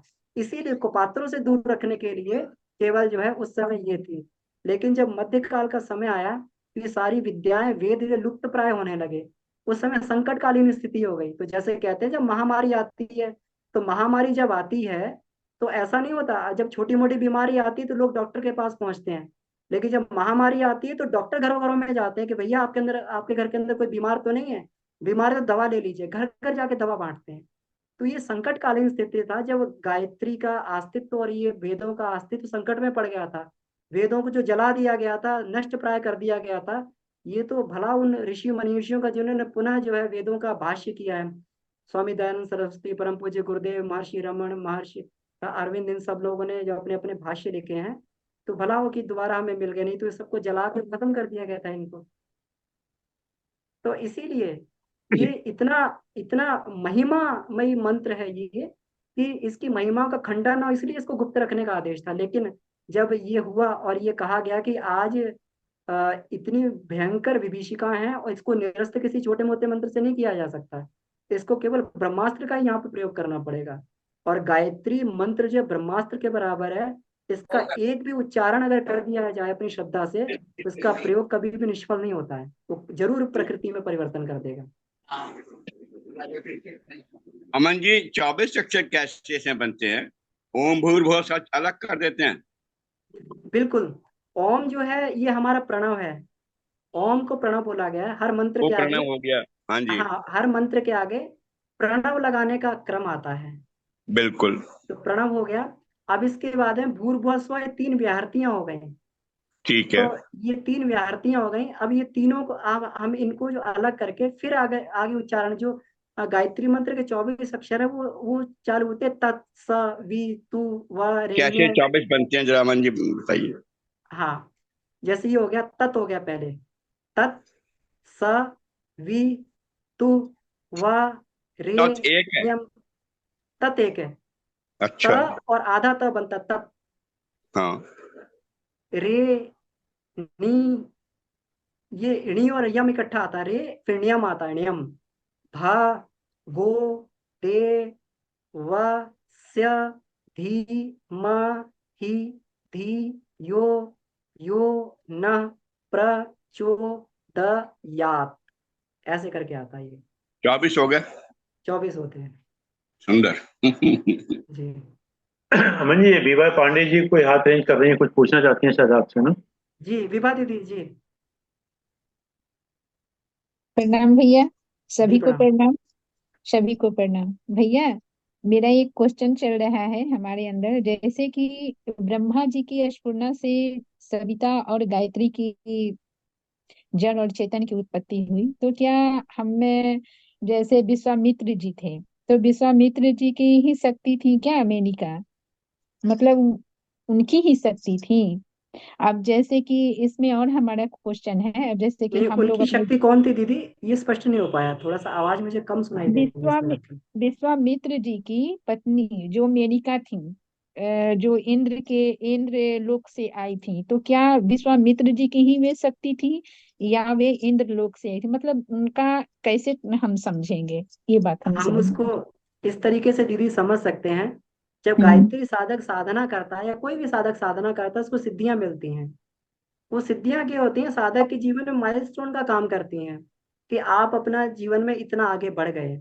लेकिन कभी भी जो है साधक के लिए, उसके लिए कड़ाई से अपनी सिद्धियों का प्रयोग करने के लिए वर्जित किया गया है, कि कोई भी साधक को अगर कोई सिद्धि मिल रही तो उसका प्रयोग ना करे, उसको वर्जित किया गया। तो जो गायत्री ये थी, एक सिद्धि थी, मेनका भी उनकी एक सिद्धि थी। सिद्धि इस तरीके से हो गई क्योंकि उन्होंने इतनी साधना कर ली थी कि स्वर्ग की शक्तियों को जो उनके सामने प्रकट होना पड़ा, अप्सराओं को उनके सामने प्रकट होना पड़ा। तो एक सिद्धि थी उनकी। लेकिन गड़बड़ी कहाँ पे हुई कि उन्होंने सिद्धि का भोग कर लिया। जब सिद्धि का भोग किया तो वो पतन, तो सिद्धि का भोग हमेशा जब भी साधक करना प्रारंभ कर देगा तो साधक का पतन चालू हो जाता है। सिद्धि को हमेशा पालना चाहिए, उसको माइलस्टोन की तरह रखकर उसको आगे बढ़ते रहना चाहिए। सिद्धियों का प्रयोग करना अगर साधक चालू कर देगा तो वहां से फिर जो है उसका पतन चालू हो जाता है। गुरुदेव ने तो यहाँ तक कहा है कि अपनी सिद्धियों का प्रयोग करना अपनी बेटी के साथ में सोने के बराबर होता है। कितना कठिन, कितनी कठोर बात गुरुदेव ने कही है। जी। तो इसका सिद्धि को मतलब हमेशा पाल के आगे बढ़ना चाहिए। इसका मतलब भैया आप कहना चाह रहे हैं कि मेनका को जैसे देवी सम्मान, वे सम्मान रूपी अपने पास एक शक्ति के रूप में उनको रखते, लेकिन हाँ, वे शक्ति के पत्नी रूप में, सिद्धि बनाकर के रूप वे में प्रकट थी। वे पत्नी बनाकर जैसे आम आदमी की तरह अपना तो जीवन को गायत्री देखते। साधक को तो देखिए, प्रारंभ में जब ये उपासना साधना करते हैं शक्तियां मिलने लगती हैं। आप अपनी गायत्री शक्ति से किसी को भी शाप दे सकते हैं, किसी को वरदान दे सकते हैं, किसी को इच्छा पूरी कर सकते हैं, उसकी बीमारियों को ठीक कर सकते हैं। ये सब कुछ कर सकते हैं। लेकिन गायत्री साधक को ये सब करने के लिए वर्जित इसलिए किया गया है कि संसार कर्म फल के सिद्धांत के अनुसार चल रहा है। अगर हम लोग अपनी सिद्धियों का प्रयोग करके अगर किसी के कर्म को नष्ट कर रहे हैं तो इसका मतलब हम ईश्वर के कर्म विधान पर प्रश्न चिन्ह लगा रहे हैं। तो इसलिए जो है सिद्धियों को माइलस्टोन की तरीके से देख के उसको आगे बढ़ते रहना चाहिए। तो अमन जी। भैया जी जी भैया भैया ठीक जी है, हम आपकी बातों को हम बहुत अच्छे से समझ रहे हैं, लेकिन थोड़ी सी और हमें एक क्वेश्चन और रह गए। अब जैसे कि हम अपने गृहस्थ जीवन को संभाल रहे हैं, तो हम अपने परिवार को तो कैसे संभालेंगे? जैसे सिद्धियां मिलेगी, मान लिया जाए सिद्धियां मिलेगी, तो हम अपने परिवार को तो संभाल सकते हैं ना अच्छे से? क्यों नहीं। उस, उसमें तो कोई दिक्कत नहीं ना होगी? जी, तो सिद्धियां भी अलग अलग तरीके की होती हैं ना।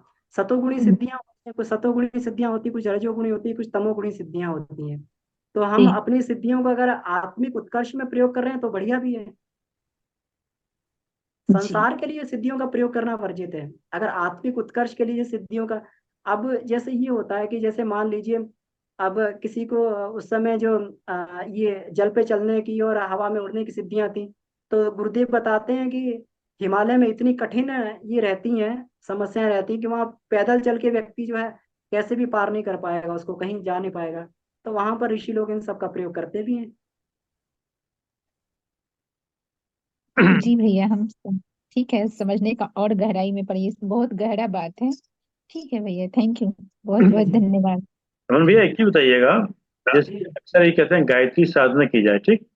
अब गायत्री साधना में जैसे आदरणीय काला साहब ने कहा कि गायत्री के 24 अक्षर हैं, तो गायत्री साधना में क्या जब गायत्री मंत्र का जाप कर रहे हैं वो साधना है और ध्यान कर रहे हैं वो साधना है, या जो 24 अक्षर हैं उनके एक एक अक्षर पे अपने जीवन में प्रयोग करें वो साधना है? क्योंकि कहीं ना कहीं हम इस चीज में भ्रमित है, मतलब व्यक्ति जो है, मतलब कुछ लोग गायत्री मंत्र को ही साधना समझ रहे हैं, कुछ लोग अब चक्कर क्या वो भाव से कर रहे हैं या उससे कर रहे हैं वो एक अलग बात है। तो ये थोड़ा सा एक कंफ्यूजन सा रहता है। और दूसरा जो गुरुदेव का भी था, गुरुदेव ने जो गायत्री की वो ली थी प्राण दीक्षा, वो मदन मोहन मालवीय जी से ली थी। तो उन्होंने कहा था कि भाई गायत्री अगर कामधेनु है तो मुझे क्यों नहीं कर रही फर्क। फिर दोबारा उन्होंने इस तरह का किया। तो थोड़ा सा इस पर हल्का सा प्रकाश डालें, थोड़ा सा जो है गायत्री साधना। जी जी भाई साहब, आपका प्रश्न बहुत सुंदर है। तो देखिए, गायत्री जो है महाविद्या है, जीवन विद्या है जो जीवन को बदल देती है। तो इसीलिए इसको जो है इसके सारे फेज पे हमें काम करना पड़ता है। गायत्री मंत्र का जप भी करना पड़ता है। जब गायत्री मंत्र जप करता है, साधक जप करता है, तो उसके अंदर जो 24 शक्तियों का आविर्भाव होता है, वो 24 शक्तियां 24 सद्गुणों का प्रतीक है। तो उसके अंदर सद्गुण जो है उसके अंदर बढ़ते चले जाते हैं, जिसको देवस्य शब्द ये बोला गया है। तो ये जो है गायत्री जप हर साधक के लिए प्रारंभ में आवश्यक है। प्रारंभ में क्या, ये तो हमेशा ही आवश्यक ये कृत्य माना गया है। तो गायत्री से संध्या जरूर करनी चाहिए, इससे हमें सद्गुण मिलते हैं, शक्ति मिलती है। दूसरा साधना का पक्ष बताया गया है। साधना के पक्ष में जो है जिसको हम लोग ये बोलते हैं, जो संयम इत्यादि करते हैं, जिसमें हम लोग विचार संयम, इंद्रिय संयम, ब्रह्मचर्य इत्यादि का पालन करते हैं, ये सब करते हैं, ये भी गायत्री साधना के अंतर्गत ही आता है। गुरुदेव ने जो है जब दीक्षा दी थी तो हमें गायत्री साधना के रूप में 3 चीजें करने के लिए बोला गया था: उपासना प्रतिदिन, साधना, और उसके बाद आराधना। तो उपासना की जाए, साधना की जाए, और साधना के बाद में जो है साधना से जो हमारी हमें शक्ति मिल रही है उसको संयमित किया जाए, संचित किया जाए, उसको अपने जीवन के परिवर्तन में लगाया जाए, उसको अपने दुष्प्रति उन्मूलन में लगाया जाए। तो ये साधना हो गई। और तीसरा पक्ष होता है आराधना। अब जो जब दोनों पक्ष हमारे सधने लगते हैं तो फिर लोक कल्याण के लिए भी कुछ काम किया जाए, जो हमारा जीवन का असली उद्देश्य है, जो मानव जीवन की गौरव गरिमा है। तो तीनों चीजें मिला के ही कंप्लीट गायत्री साधना बनती है भाई साहब। इसमें किसी भी एक पक्ष को छोड़ देने पे हमारी साधना जो अधूरी रहती है। बिल्कुल सही कहा आपने। जैसे कि अगर आपको बढ़िया लिखना है तो कागज पेन स्याही चाहिए। अगर एक चीज की कमी है तो आप लिख नहीं पाएंगे। नहीं कर या पाएंगे। पैदावार करनी तो भूमि भी चाहिए, बीज भी चाहिए, खाद भी चाहिए। बिल्कुल। अगर तीनों का कम्बिनेशन अगर नहीं बन रहा है तो हम उसको कर नहीं पाएंगे। बिल्कुल सही कहा। जी, तो व्यक्ति की प्रगति कहीं ना कहीं रुक जाएगी। हम्म। चलिए सब, कोई और किसी का प्रश्न हो, शेखी साहब होगा कोई प्रश्न या किसी और का पूछ सकते हैं, फिर नहीं तो बाद में देवी साहब दो सब धन्यवाद कह देंगे। अमर जी, ये जी। विश्वामित्र जो थे ये राजऋषि थे, और जो वेद व्यास थे ब्रह्म ऋषि थे। तो इसको ब्रह्म ऋषि का दर्जा नहीं मिल रहा था, तो इनके मन में उठा कि मैं छुरा लेके जाता हूँ, उसका जाकर मर्डर करता हूँ। मर्डर करने के लिए जैसे ही पहुंचे, अभी झुग्गी के बाहर ही खड़े थे, अंदर से आवाज आ रही थी। अपनी पत्नी से वो कह रहे थे, इस वक्त सबसे बड़ा अगर कोई भक्त है, सबसे बड़ा कोई ज्ञानी है, सबसे बड़ा कोई ऋषि है, तो वो विश्वामित्र है। हैरान हो गए कि जिसको मारने में आया वो मेरी तारीफ कर रहा है, मेरी एब्सेंस में, मुझे देख के नहीं, मेरी एब्सेंस में। छुरा हाथ से गिर गया और चरणों में गिर गया। तो हम छोड़ते ही उन्होंने कहा, उठो ब्रह्म ऋषि। तो मतलब राजर्षि से ब्रह्म ऋषि तभी उन्होंने कह दिया। तो इसका भाव यह हुआ कि गायत्री साधना के बाद भी मन में ये रहा, किसी भी तरह से अहम था कि मैं इनसे ऊपर हो जाऊं। इसके लिए इतना बड़ा स्टेप उठाने को तैयार हो गया कि छुरा लेके उनके यहाँ पहुंच गया, उनको मर्डर करने के लिए। तो गायत्री साधना के बाद तो ये सारे भाव निपट जाने चाहिए थे, क्रोधपन क्यों हो गया? कोई इसका जी, स्पष्टीकरण है? बिल्कुल बिल्कुल बाबूजी, आपकी बात का बिल्कुल स्पष्टीकरण है। ये अलग अलग फेजेस होते हैं, जिसको हम पंचकोश बोलते हैं। तो ये पंचकोश क्या है? ये हमारी आत्मा के 5 आवरण हैं। और गायत्री साधना जो है एक एक करके एक एक फेज पर काम करती है। जैसे हाँ, हम लोग ये देखें, पहला जो अन्नमय कोश हो गया, तो मनुष्य का जो शरीर जो है उसके अंदर सात्विकता आ जाएगी, शरीर शुद्ध होने लगेगा। वो फिर प्राणमय कोश है, एनर्जेटिक बनने लगेगा। मनोमय कोश है, उसकी तन्मयता बढ़ने लगेगी। इस स्टेप बाय स्टेप जो आगे बढ़ती चली जाती है विज्ञान में चीजें। कोश, आनंद में कोश। हाँ। हाँ, तो जब विज्ञानमय कोश आता है, तो विज्ञानमय कोश ही ये सबसे कठिन कोश होता है। इंट्रोस्पेक्शन, अब हम लोग मनोमय कोश को मानते हैं, लेकिन ये इतना कठिन होता है। यहाँ पर अहंकार को समाप्त किया जाता है विज्ञानमय हाँ कोश में। हाँ। यहाँ पे अपनी आत्मा अनुभूति की जाती है, अहंकार के बीजों को यहाँ पर समाप्त किया जाता है। और सत्य, रज और तम जितनी ग्रंथियां होती हैं जो हमारे अहंकार का कारण है, इनका भेदन किया जाता है यहाँ पर। ये तब बड़ा आनंद कठिन में होता कोश। है। तो विज्ञानमय कोश में आकर जो है अहंकार का भेदन होता है। और विज्ञानमय कोश पार करते ही जो है व्यक्ति आनंदमय कोश में चला जाता है। तो उनका विज्ञानमय कोश में ये ग्रंथि रह गई थी अभी। वो गायत्री साधना से उनकी प्रगति तो हो रही थी, लेकिन विज्ञानमय यही कह कोश में सकते ये हैं, और ग्रंथि तो रह कोई गई जा थी। रहा है? जी। यही कह सकते हैं अमर जी, और तो कोई बात नहीं। चूंकि वो तो अपना विश्वामित्र इतने पहुंचे हुए थे कि जी, त्रिशंकु को ऊपर ही नया संसार बसा दिया। बोले तू ऊपर बिल्कुल। जा, वो कहता नहीं नीचे जा। तो वहीं त्रिशंकु बन गया, लटकता रह गया। हाँ जी। तो इतनी उनके शक्ति उनको मिल चुकी हुई थी, बिल्कुल नया बिल्कुल संसार रचना कर दिया। बिल्कुल। तो उनके मनोमय कोश तक तो उनके पास भरपूर शक्तियां थी। विज्ञानमय कोश में भी अतीन्द्रिय क्षमताएं उनके पास मिल चुकी थी। लेकिन बस यही थोड़ी सी शक्ति का, दिव्य दृष्टि का, और ये सब थोड़ा सा ये पुट रहा, तो ग्रंथि का उन्होंने भेदन कर दिया। व्यास जी ने, उन्हें मालूम था वशिष्ठ जी की ये मेरे पास आ रहा है। ब्रह्म ज्ञानी थे, सब कुछ जानते थे। ठीक है, राजन धन्यवाद। राजन देवी साहब। अमन कुमार जी, बहुत बहुत धन्यवाद आपका। आप अद्भुत अद्भुत आपका प्रवचन रहा आज का। बड़ा अलग तरह का था। ये गायत्री महाविज्ञान के बारे में बहुत बार बहुत कई प्रवचन हो चुके हैं। 24 अक्षरों की पूरी व्याख्या भी हो चुकी है, एक एक अक्षर का। मतलब जैसे आपने कहा भाई, पूरा विज्ञान ही इसी में पूरी सृष्टि की रचना ही, और स- चारों चारों सारी भक्तियां, सारे ज्ञान, सारे विज्ञान सब इसी में छुपे हुए हैं, वो भी सुना। लेकिन आपका सब्जेक्ट बिल्कुल आपने एक अलग स्तर पे लिया हुआ है। ये कैसे आप चित्र से लेके गायत्री माता के चित्र से शुरू किया आपने, अलंकारिक वर्णन किया है। ये भी बहुत आपने बिल्कुल कहा। हंस की महाप्रताप भी साधक का प्रतीक है, अच्छाई का वर्णन करता है। परमहंस बताया भी, ये दोनों व्याख्याएं आपने की हैं। जो प्राण की रितंबरा स्थिति क्या है, वो परमहंस हो जाता है। और कमंडल का पुस्तक है, वेद है, आत्मज्ञान है, सारा है। और चारों वेदों का भी आपने कैसे बताया। कल्याणकारी ऋग्वेद है, यजुर्वेद प्राक्रमी है, उसका मनोरंजन का है, वो ठीक सुना है इसके बारे में। लेकिन आपका वर्णन बिल्कुल 24 अक्षर वाले स्थूल गायत्री वाले मंत्र के आपके बारे में आपने बताया। अभी जैसे विश्वामित्र जी के बारे में भी आपने बताया। वे वो कैसे उन्होंने उसका छंदबंद किया है। और उसका उसका था, पहले स्तुति भी थे, लेकिन उसको आगे बढ़ाने के लिए जैसे गुरुदेव ने किया, वैसे हर हर हर हर हर काल में अलग अलग विश्वामित्र जी पैदा हुए। और इच्छा शक्ति के बारे में बहुत आपने बहुत अद्भुत अद्भुत अद्भुत व्याख्या की आपने। और आपने इनफाइनाइट के बारे में बताया। और सबसे बड़ी बात आपने बताई भी, गायत्री के तीन वर्ग और तीन तीन वर्ण होते हैं। ये बहुत अच्छी बात। इस सबके बारे में सुना है, विचार, संकल्प, भाव, स्थूल सूक्ष्म कारण, सब के बारे में सुना है। लेकिन इस तरह किसी ने नहीं बताया आज तक।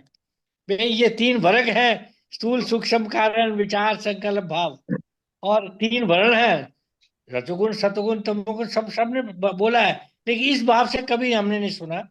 और बहुत जड़ और चैतन्य के बारे में बहुत ही अद्भुत तरीके से आपने बताया कि आप अपने जॉब भी कर रहे हैं और ये भी कर रहे हैं। हम लोग तो बड़े स्तब्ध हैं।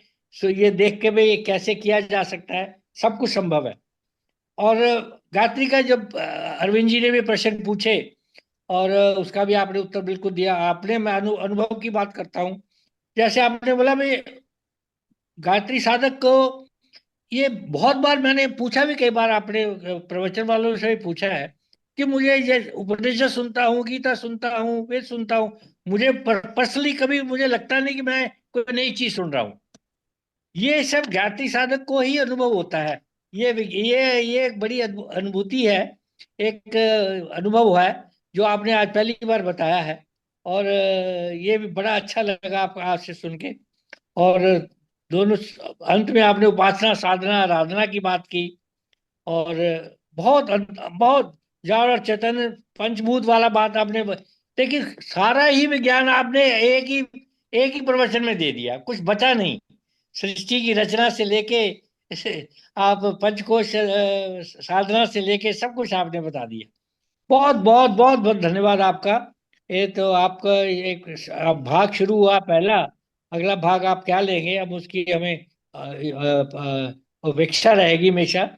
इंतजार करेंगे आपका। बहुत बहुत धन्यवाद आपका, बहुत बहुत धन्यवाद। बहुत अद्भुत प्रवचन रहा। मैं बस यही निवेदन करता हूँ, आपने जो भी मेरे बारे में शब्द कहे, ये पर जो मैंने जो बोला, ये अक्षर से आपको गायत्री महाविज्ञान में मिल जाएगा। मैंने अपनी कोई बात नहीं बोली है, कि जो भी चीज़ है मैंने गुरुदेव का लिखा हुआ एज इट इज प्रस्तुत कर दिया है। तो नहीं, आप चाहें बिल्कुल तो समझ गए, गायत्री बिल्कुल। महाविज्ञान उसको जो है आप देख सकते हैं। एक एक शब्द को मैंने उसी तरीके से लिया है। तो मेरा ज्ञान नहीं है, गुरुदेव का ज्ञान है। उनको बार बार नमन है इसके लिए। और आपका प्रेम और आपके स्नेह के लिए मैं बार बार आपको प्रणाम करता हूँ जी। धन्यवाद। अमन भाई, ये तो आप बिल्कुल सही कह रहे हैं, पर एक बात बिल्कुल स्पष्ट है कि जब तक व्यक्ति, जैसे गुरुदेव भी कहते थे कि अगर हम चार जगह से किताबें पढ़ लें तो वो ज्ञान ज्ञान ही रहता। वो यानी कि एक प्रकार से वॉमिट करना हो जाता है। ज्ञान तभी आएगा जब वो हमारे आचरण में आएगा। हम कितनी बढ़िया व्याकरण बोल लें, कितने बढ़िया शब्द बोल लें, अगर हमारे आचरण में नहीं है तो पूरा व्याकरण व्यर्थ जाएगा हमारा। क्योंकि इसकी जो पढ़ाई आती है वो वास्तव में अपने आचरण से स्टार्ट होती है। और हम लोग लेकिन बेहद भाग्यशाली हैं जो गुरुदेव ने हमें, हम लोग उनकी बातों को सुन के, क्योंकि उन गुरुदेव पे कहीं कोई वो नहीं, मतलब उनकी हर चीज को उन्होंने अपने आचरण से सिखाया। और यही वजह है कि हम उन लोगों की बात को आज भी अक्षरतः मानते हैं, उसी वजह से मानते हैं, उनके आचरण से। जी ऋषि साहब जी। नहीं, वही वाली बात भी, जैसे गायत्री में अंत में तो यही बोलते हो, सन्मार्ग के बताओ। ये गायत्री साधक को ये आता है कि कोई बुरा विचार पास खटकता भी नहीं है, खटकता तो परे परे चला जाता है। में भाव इतना अद्भुत भाव आ जाता है, सतोगुण वह प्रधान हो जाता है। सीधी बात है कि इन्होंने भी यही बोला कि ये क्यों गृहस्थ आश्रम में रहते हैं, गुण तो तीनों मिश्रित होने हैं, लेकिन प्रधान कौन सा है? मैं सतोगुण प्रधान हो जाता है गायत्री साधक में, जीवन में। बस यही है, मेरा तात्पर्य यही। उसके होने के बाद तो कोई बाकी कभी, सतोगुण का मतलब ये सर्वे भवन्तु सुखिनः, सबका भला, अपना भी भला, दूसरों का भी भला। तो परीक्षित साहब, आपने एक चीज नोट नहीं करी है, अमन जी ने जो बाद में बोला वो क्या था कि हमें अपने अशुभ विचार को शुभ विचार की सेना से खड़ी करके खत्म करना है। हाँ, एक बिल्कुल बिल्कुल। पर जब अशुभ विचार खत्म हो गया तो शुभ विचार को भी समाप्त करना है, यानी कि हाँ दोनों को ये समाप्त करना है। जो शुभ विचार की हमने सेना लगाई है तो एक वक्त में आके उसे भी समाप्त करना है हमें। हाँ, वो भी बात, वो भी करनी है, बिल्कुल चलिए करनी है। बहुत बहुत धन्यवाद। बहुत बहुत धन्यवाद, धन्यवाद आदरणीय देवेश साहब, बहुत बहुत धन्यवाद आदरणीय अमन कुमार साहब, आपने समय निकाल के समय दिया। हम आपकी बेहद आभारी हैं, और जूम के लोगों का विशेष रूप से धन्यवाद कि आपने समय निकाल के समय दिया। और जैसा कि एक विचार के साथ और 3 बार ओम के साथ अपनी बात को समाप्त करते हैं। आज का विचार, जीवन का सारा खेल तो समय रचता है। जीवन का सारा खेल तो समय रचता है, मनुष्य तो केवल अपना किरदार निभाता है। मनुष्य तो अपना सिर्फ किरदार निभाता है। इंसान के लिए दो ही चीज खास है। इंसान के लिए दो ही चीज खास है, ईश्वर का डर और ईश्वर का दर। इंसान के लिए दो ही चीज खास है, ईश्वर का डर और ईश्वर का दर। डर और सुंदर। डर की बात नहीं, मैं कभी सोचा नहीं कि ईश्वर एक से मिनट, डरना चाहिए। ईश्वर का डर रहेगा तो इंसान गुनाहों से बचता रहेगा। ईश्वर का डर रहेगा तो गुनाहों से बचता रहेगा, और ईश्वर के दर पर जाएगा तो उसकी कृपा बरसती रहेगी। सत्य। ईश्वर के दर पर जाएगा तो उसकी कृपा बरसती रहेगी। आइए तीनों को विचार करते हैं। ओम ओम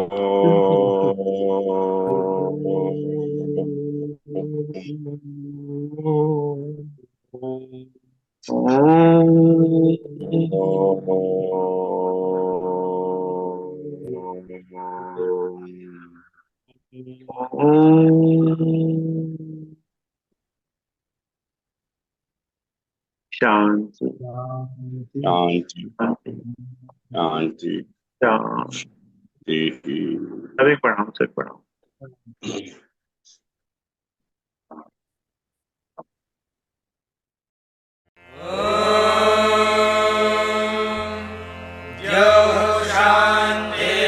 शान्तिरन्तरिक्षं शान्तिः पृथिवी शान्तिरापः शान्तिरोषधयः शान्तिः वनस्पतयः शान्तिर्विश्वे देवाः शान्तिर्ब्रह्म शान्तिः सर्वं शान्तिः शान्तिरेव शान्तिः सा मा शान्तिरेधि। ॐ शान्ति।